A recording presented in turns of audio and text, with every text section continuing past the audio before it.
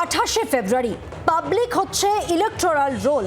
প্রথমে ভোটার সংখ্যা ছিল 7,66,00,000 আর সেখান থেকে 58 লক্ষ নাম বাদ গেলে সংখ্যা দাঁড়াবে 7,08,00,000। তালিকায় ক্যাটাগরি ওয়াইজ ভাগ করা থাকবে নাম। কিভাবে খুঁজবেন আপনার নাম এই মুহূর্তে, সেটাই সব থেকে বড় লক্ষ্য এবং প্রশ্ন। 28শে ফেব্রুয়ারি ইলেকটোরাল রোলে কিভাবে নাম দেখবেন, কিভাবে জানতে পারবেন আপনার নাম। আপনার নাম যদি অ্যাপ্রুভড হয় তাহলে নামের পাশে লেখা থাকতে পারে অ্যাপ্রুভড। যাদের নাম ডিলিট করা হয়েছে তাদের নামের পাশে লেখা থাকবে ডিলিটেড। আর এই নিয়ে আরো বিস্তারিত তথ্য জেনে নেব। সরাসরি রয়েছেন আমাদের সঙ্গে আমাদের প্রতিনিধি অর্কদীপ্ত মুখোপাধ্যায়। অর্কদীপ্ত, সেই মহেন্দ্রক্ষণ 28শে ফেব্রুয়ারি চূড়ান্ত ভোটার তালিকা প্রকাশিত হবে, সেই জায়গায় কাদের নাম থাকবে, কাদের নাম থাকবে না, কিভাবে থাকবে, আরো একটু স্পষ্ট করে দাও আমাদের।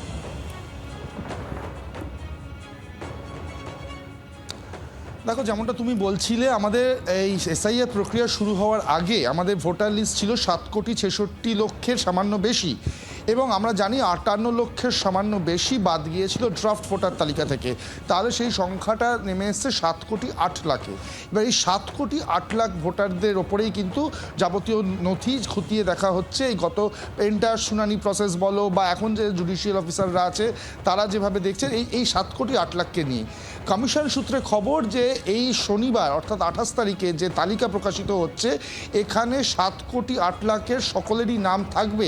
অর্থাৎ যে 60 লক্ষ লোকের নথি নিয়ে জুডিশিয়াল অফিসাররা নিষ্পত্তি করছেন, যাদের জন্য আলাদা সাপ্লিমেন্টারি লিস্ট পরবর্তীকালে পাবলিশ হবে বলে জানিয়েছে সুপ্রিম কোর্ট, সেই তালিকায় যারা রয়েছেন সেই 60 লাখের নামও কিন্তু এই শনিবারের তালিকায় প্রকাশিত হওয়ার কথা, এমনটাই খবর নির্বাচন কমিশন সূত্রে।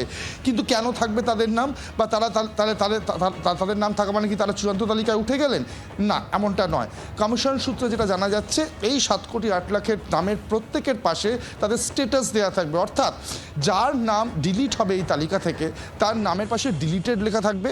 যা এই 60 লক্ষ লোক যাদের নথি নিষ্পত্তি করছেন জুডিশিয়াল অফিসাররা, তাদের অ্যাডজুডিকেটেড লেখা থাকবে তাদের নামের পাশে। এবং যারা অ্যাপ্রুভড ভোটার বা যারা ভোট দিতে পারবেন, হয় তাদের নামের পাশে অ্যাপ্রুভড থাকবে বা হয়তো কিছুই থাকবে না, তাদের নাম এমনিই থাকবে, মেল ফিমেল, তাদের এজ, পার্ট নাম্বার এরকম যেরকম থাকে সেরকমভাবেই থাকবে। অ্যাপ্রুভ লেখা থাকতেও পারে, নাও থাকতে পারে, কিন্তু অ্যাডজুডিকেটেড এবং ডিলিটেড এই দুটো ক্যাটাগরি থাকতে চলেছে। অর্থাৎ নিজের নামের পাশে যদি ডিলিটেড থাকে, যদি এরকম কেউ থাকেন, তাহলে তাকে বুঝে নিতে হবে তার নাম ভোটার তালিকায় নেই। তিনি অবশ্যই ফার্দার অ্যাপিল করতে পারেন, কিন্তু তার নাম এই ভোটার তালিকায় থাকছে না। এবং যারা এডুকেটেড তাদেরটা মানে হচ্ছে এই 60 লক্ষ ভোটার যাদেরকে জুডিশিয়াল অফিসাররা তাদের নথি নিষ্পত্তি করছেন, তাদের কতজন থাকবেন চূড়ান্ত তালিকায় সেটা হচ্ছে সাপ্লিমেন্টারি লিস্ট থেকে জানা যাবে। অর্থাৎ সেটা সময় সাপেক্ষ। যেটা জানা যাচ্ছে যে মার্চের দ্বিতীয় সপ্তাহে সেই সাপ্লিমেন্টারি লিস্ট থাকতে পারে। প্রাথমিকভাবে মনে করা হয়েছিল এই 60 লক্ষ লোকের নাম বাদ দিয়েই 28 তারিখের লিস্ট প্রকাশিত হবে, কিন্তু যেটা এই মুহূর্তে জানা যাচ্ছে কমিশন সূত্র মারফত, এদের নামও থাকবে, কিন্তু পাশে এই স্পেশাল রিমার্ক থাকবে। এবং অবশ্যই করে মধুবন্তী, আরও একটা গুরুত্বপূর্ণ বিষয় হলো, যারা এবার প্রথম ভোট দেবেন বা প্রথমবার ভোটার হচ্ছেন, সেই নতুন ভোটার যারা, তাদের নামও কিন্তু এই শনিবারের তালিকায় থাকবে। একটা এক্সট্রা শিট বা সাপ্লিমেন্টারি শিট হিসেবে তাদের নতুন ভোটারদের নাম যুক্ত হবে।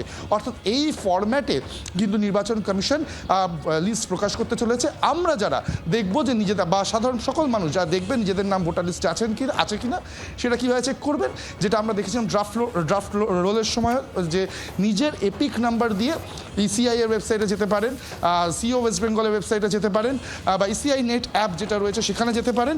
সেখানে নিজের এপিক নাম্বার দেবেন, তার যাবতীয় ডিটেল এসে যাবে সেখানে, এবং একদম ডান দিকে একটা রিমার্কস কলাম থাকবে, সেইখানে এই 3 ক্যাটাগরি কিছু লেখা আছে কিনা সেটা দেখে নিতে হবে। তাহলেই কিন্তু তিনি পরিষ্কার হয়ে যাবেন যে তার নাম তালিকায় থাকছে না থাকছে না। মধুবন্তী। বাংলার আওয়াজ, বাঙালির আবেগ, জি 24 ঘন্টা।